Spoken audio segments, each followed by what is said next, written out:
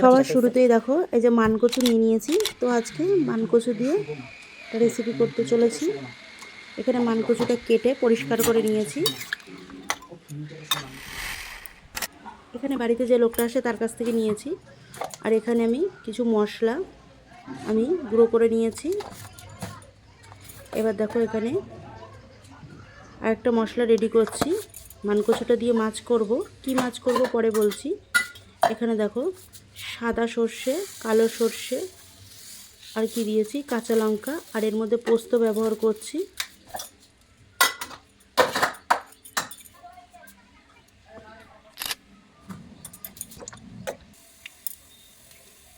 এবার একটুখানি ভিজিয়ে রেখে তারপর ওটাকে পেস্ট করে নেব। কালো জিরে ফোড়ন দিয়ে দিয়েছি। সেদ্ধ করে রাখা মানকচুটা দিয়ে দিলাম। মানকচুটা খুব ভালো গলে গেছে, বেশ ভালো।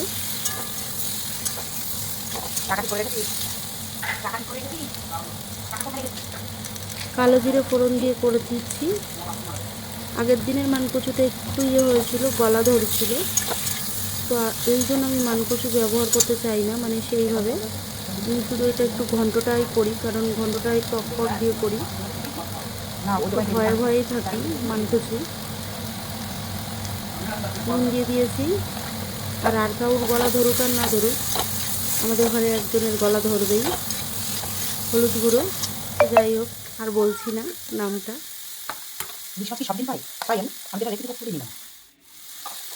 ভালো করে নুন হলুদ দিয়ে কষিয়ে নিচ্ছি।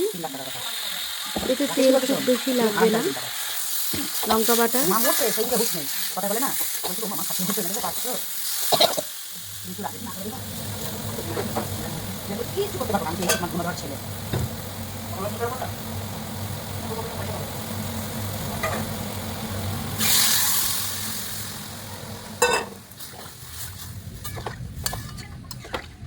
জল দিয়ে দিলাম।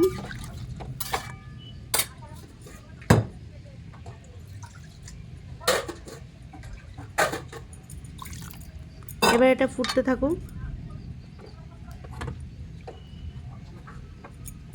এবার মাছটাকে আমি ছেড়ে দেবো। মাথা দিচ্ছি, মাথা দিয়েই করব আজকে। মানকচু দিয়ে ইলিশ মাছের মাথাটা দিয়ে করছি।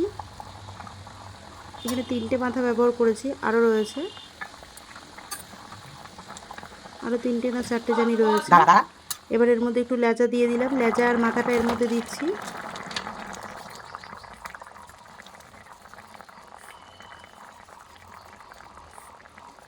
ব্যাস, মাছ প্রায় আমার কমপ্লিট দেখো। আর ওই যে মশলাটা রেডি করে রেখেছিলাম, সেই মশলাটা গুঁড়ো ছড়িয়ে দিলাম। আর একটা মশলা দেখলে যে পোস্ত টোস্ত সব রেডি করলাম, ওটা আর একটা রেসিপির জন্য, ইলিশ মাছের। তো এখানে দেখো ধনে, জিরে আর মেথি আমি একসঙ্গে গুঁড়ো করে নিয়েছি, কারণ ওটা আমার অনেক সময় কাজে লাগে বলে একসঙ্গে করেছি। এর সঙ্গে মৌরি দিয়েছি, দিয়ে ভালো করে গুঁড়ো করে নিয়েছি। সেটা ছড়িয়ে দিলাম। দুর্দান্ত টেস্টের হয়েছিল এটা, একবার বাড়িতে ট্রাই করে দেখো, অসম্ভব সুন্দর লাগবে। এরকম যে কোনো মাছের মধ্যে ওটা